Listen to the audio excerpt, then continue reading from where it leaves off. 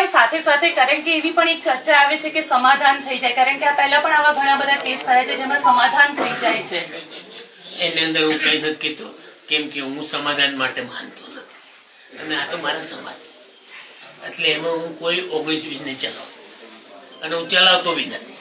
સમાજની વાત હોય ને, હું પેલો પ્રથમ પરસોત્તમ સોલંકી. ભાઈ આખા કેસમાં હવે તમે લોકો કઈ રીતે, કારણ કે પોલીસે પણ ક્યાંક ને ક્યાંક કાચું કાપ્યું હોય એવું લાગ્યું શરૂઆતમાં, પીઆઈ ની ટ્રાન્સફર થઈ ગઈ, જે રીતે આખું ઇન્વેસ્ટિગેશન થયું એને લઈને આપ શું કહેશો? એની માટે મારે કઈ નથી કેવું, કેમ કે મારે જે પગલાં લેવાના હતા મેં લઈ લીધા અને સમાજને મેં કહી દેલું કે એની અંદર કાંઈ 19-20 નહીં ચલાવું.